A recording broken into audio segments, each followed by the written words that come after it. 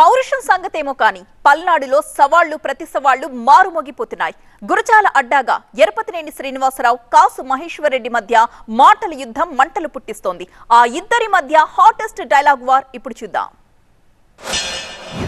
పిల్లలని తెలుగుదేశం పార్టీ అభివృద్ధి చేస్తే ఈ కాసు మహేశ్వరరెడ్డి ఎమ్మెల్యేగా వచ్చిన తర్వాత దీన్ని అరాచక అడ్డగా మార్చారు. పిల్లలని రెగ్గింగ్ చేసుకోవచ్చు అనుకున్నాడు ఈ కాసు మహేశ్వరరెడ్డి. కానీ ఒకటి మర్చిపోయాడు, అధికారం ఉందని అహంకారంతో పోయాడు. కానీ దీన్ని అడ్డుకోవటానికి ఎరపతినేని శ్రీనివాసరావు ఉన్నాడని మర్చిపోయాడు. 30 సంవత్సరాల నుంచి గురజాలని లూటీ చేసి ఆ దోచుకున్న డబ్బుని గుంటూరులో దాచుకున్నాడు పారిపోయి. ఆయన ఏంది ఇంకా నాకు నీతులు చెప్పేది. ఇంకా పిన్నెల్లి వచ్చేటప్పటికి వాళ్ళు చేసిన అరాచకాలకి అక్కడున్న తెలుగుదేశం నాయకులు పారిపోయారు. వైఎస్ఆర్సీపీ వచ్చిన తర్వాత బూతులు అంటారా, బూతులు అన్ని చోట్ల ఉన్నాయి. ఎస్సీ కాలనీలో ఉన్నాయి, కొత్త పిన్నెల్లిలో ఉన్నాయి, ముస్లిం మైనారిటీ కాలనీల మధ్య ఉన్నాయి. దాంట్లో తప్పేంటి? ఎక్కడైనా ఉండొచ్చు. వచ్చే ఎన్నికలు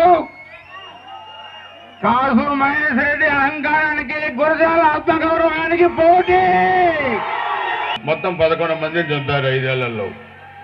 ఈ కాసు మహేశ్వరరెడ్డి చేసిన అక్రమ మైనింగ్ తమ్ముళ్ళు ఎంతో ఉజ్వలమైన భవిష్యత్తున్న 8 మంది పిల్లలు చనిపోయారు. తెలుసా మీకు? చిన్న పిల్లలు 8 మంది. ఈ వ్యక్తి అధికార దాహానికి, ధన దాహానికి, డబ్బు దాహానికి 8 మంది పిల్లలు చనిపోయారు. జైలుకు పోయిన ముద్దాయి ఎరపతినేని శ్రీనివాసరావు మడ్డల గురించి ఆయన చెప్తే ఎట్టా? అతని నేపథ్యం ఏందో అందరికీ తెలుసు. అతను ఎమ్మెల్యేగా ఉన్నప్పుడు దాదాపు 15-20 మర్డర్లు జరిగినాయి. వేమవరంలో తన సొంత పార్టీ సర్పంచ్నే మర్డర్ చేయించాడు. అక్కడున్న వాళ్ళని కాపాడాడు. మళ్ళీ ఆ ఊర్లో వ్యతిరేకత వస్తుంది కాపుల్లో అని మర్డర్ చేసిన ముస్లిమ్స్ని ఆయనే చంపించాడు. ఇంకా ఆయన నీతులు చెప్తే అట్ట? ఆయన తవ్విన క్వారీ గుంతల్లో 2 పిల్లలు పిడుగురాళ్ళలో చనిపోయారు, తుమ్మల చెరువులో 2 చనిపోయారు. ఇంకా ఆయన నీతులు చెప్తున్నాడు. ఆ నీతులు ప్రజలు వినాలా? ఎంతమందిని చంపించావు? నేను నిన్ను అడుగుతున్నా, నీకెంత డబ్బులు కావాలో చెప్పు, జోలే పట్టుకొని నీకు 100 కోట్లు ఇస్తాను. కానీ చనిపోయిన 11 మందిని నువ్వు తీసుకొచ్చి ఇవ్వగలుగుతావా అని అడుగుతున్నాను. కేవలం అధికారంతో, డబ్బు దాహంతో ఒళ్ళు కొవ్వెక్కి కళ్ళు నెత్తికెక్కి మీరు చేసిన పనులు రాబోయే రోజుల్లో మీ నెత్తికెక్కిన కళ్ళు దించుతాం. మీకు పెరిగిన కొవ్వు కరిగిస్తాం. గుర్తుపెట్టుకొని 4 రోజుల తర్వాత మీరు గుర్తుపెట్టుకోవాల్సిన అవసరం ఉంది. ఆయన అంటున్నాడు 5 సంవత్సరాలు అయింది మహేష్ రెడ్డి ఎమ్మెల్యే, ఆయన 30 సంవత్సరాలు అయింది ఎమ్మెల్యే అయింది. ఎందుకు ఏడవనా?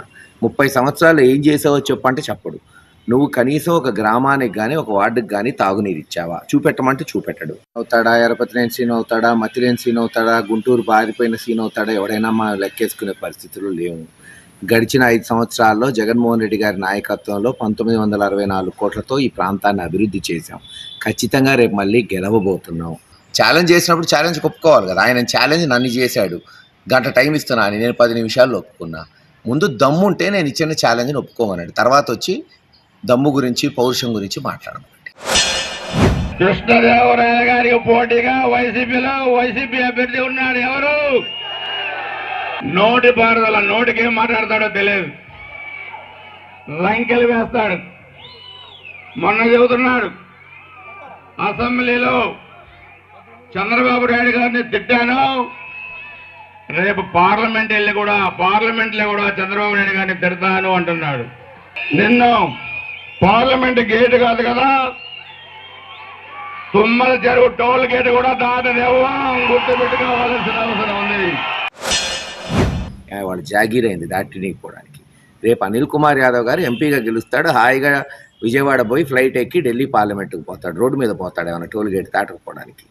బుర్ర ఉండాలి మతిలేని శ్రీనివాసరావు. బుర్ర కూడా లేదు. ఏం చేస్తాం?